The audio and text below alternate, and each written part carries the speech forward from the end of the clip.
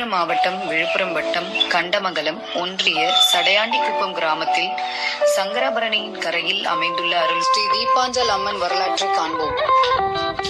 அதற்கு முன் பன்னெடுங்காலத்திற்கு முன் பெண்கள் பல்வேறு வன்கொடுமைக்கு ஆளாகும் நிலை இருந்தது. அந்த காலத்தில் கணவன் இறந்த பின் உடன்கட்டையேறுதல் மற்றும் தவறு செய்தால் அந்த பெண்களை தீயில் இறங்கி ஏறும் முறையும் இருந்து வந்தது. அவ்வாறு தீயில் இறங்கிய பெண்களை மக்கள் தங்கள் வட்டார மொழிகளுக்கு ஏற்ற வகையில் வாய்மொழியாக பல்வேறு பெயர்களை கொண்டு அழைத்தும் அவர்களை தெய்வமாக வணங்கியும் வந்துள்ளனர். அவற்றில் சிலவற்றை பார்ப்போம். தீப்பாஞ்சி, தீப்பாய்ந்த நாச்சியார், கோணம்மாள், பாஞ்சாலி என பல்வேறு பெயர்களில் அழைத்தார்கள். ஆனால் சடையாண்டிக்குப்பம் கிராமத்தில் சங்கராபரணி ஆற்றங்கரையில் எழுந்து அருள்பாலிக்கும் அன்னை ஆதிபராசக்தியின் வடிவமான அன்னை தனது திருவிளையாடலில் அன்னைத்தானே விரும்பி தீயை முட்ட சொல்லி தீயில் பாய்ந்தமையால் அன்னை ஸ்ரீ தீபாஞ்சல் அம்மன் என அனைவராலும் அழைக்கப்படுகிறாள். அகிலாண்ட கோடி பிரம்மாண்ட நாயகி அன்னை ஆதிசக்தியின் வடிவமாய் விளங்கும் ஸ்ரீ தீபாஞ்சல் அம்மன் தல புராண சுருக்க விளக்க உரை. சக்தி ஒன்று சமயம் 16 என பெரியவர்கள் கூறுவர். சக்தி என்பவர் ஆதிசக்தியாய் விளங்கும் ஆதிபராசக்தி இவ்வுலகை படைத்து பிள்ளையார், விஷ்ணு, சிவன் என மூவரையும் படைத்தார். விஷ்ணு பிரம்மாவை படைத்தார். விஷ்ணுவுக்கு லட்சுமியையும், பிரம்மாவுக்கு சரஸ்வதியையும், சிவனுக்கு பார்வதியும் சக்தி படைத்தாள். பின்பு உலகை இயக்க தேவர்களும் அசுரர்களும் படைக்கப்பட்டு இவ்வுலகம் இயங்க துவங்கியது. ஸ்ரீ தீபாஞ்சல் அம்மன் தல புராணம் பற்றி அறியலாம். 1000 ஆண்டுகளுக்கு முன்பு தான் படைத்த உலகை கண்டு மகிழ்ந்தபடி பொன் சிரிப்பை வெளிப்படுத்தினாள் ஆதிசக்தி. அப்போது மனித பிறப்புகளை கண்டு தான் இவ்வுலகில் வாழ வேண்டும் என எண்ணி இச்சை கொண்டாள் ஆதிசக்தி. அந்நேரம் அசுரன் ஒருவன் மும்மூர்த்திகளை நோக்கி கடும் தவம் புரிந்து வந்தான். தவத்தை கண்டு மும்மூர்த்திகள் மகிழ்ந்து அசுரன் முன் தோன்றி, அசுரனே, உன் தவத்தை கண்டு மகிழ்ந்தோம், உனக்கு என்ன வர வேண்டும் என கேட்டனர்.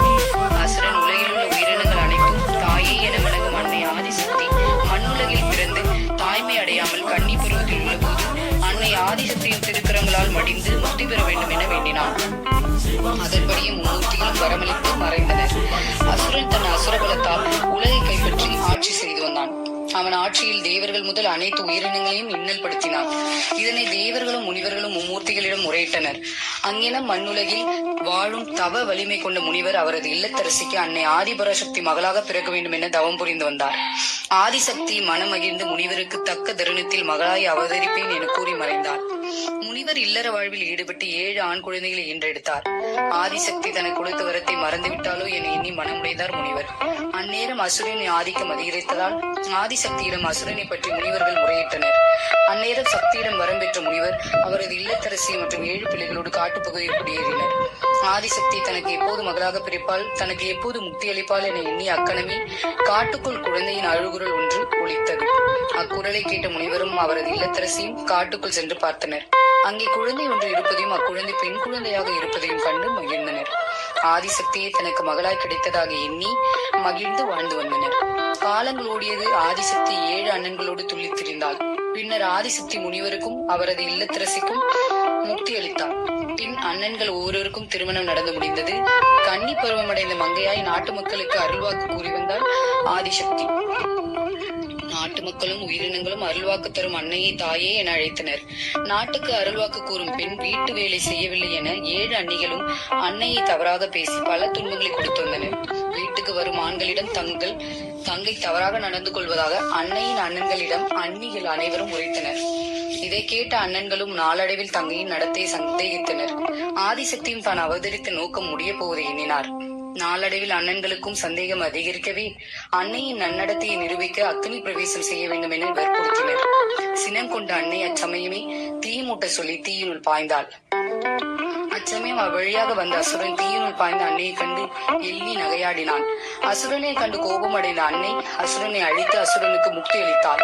இதனை கண்ட அண்ணன்களும் ஊராரும் உறவுகளும் அன்னையை தீயை விட்டு வெளியேறும்படி வேண்டினர். தாம் அவதரித்த நோக்கம் முடிவடைந்ததாகவும் தாம் வெளியே வர முடியாதெனவும் கூறினாள் அன்னை. இதனால் வரை தங்களின் தங்கையாக வாழ்ந்தவள் ஆதிசக்தி என்பதை அறிந்த 7 அண்ணன்களும் அவளுக்கு இழைக்கப்பட்ட துன்பங்களை எண்ணி வருந்தி மண்டியிட்டனர். பின்னர் ஆதிசக்தியை தங்கள் குலதெய்வமாக வழிபட வேண்டும் என ஆதிசக்தியிடம் முறையிட்டனர். ஆதிசக்தியானவள் கிழக்கு நோக்கி வரும்படியும் தான் கங்கைவராக, அதாவது சங்கராபரணி நதிக்கரை ஓரம் வேம்பு மரத்தடியில் சுயமாக புற்று வடிவமாய் இருப்பதாக கூறி மறைந்தாள் ஆதிசக்தி. தீயினுள் பாய்ந்தால் தீபாஞ்சால் அம்மன் என அழைக்கப்படுகின்றாள். அன்னை ஆதிபராசக்தி கன்னியாக மறந்த இடம் கங்கைவராக, அதாவது சங்கராபரணி நதிக்கரையோரம் சடையாண்டிக்குப்பம். அன்னையின் முதல் திருத்தலம் சடையாண்டிக்குப்பம். ஆதிசக்தி அவதரித்த இடம் செஞ்சி அருகே உள்ள தண்டுக்கரை என்கின்ற சிறிய கிராமம்.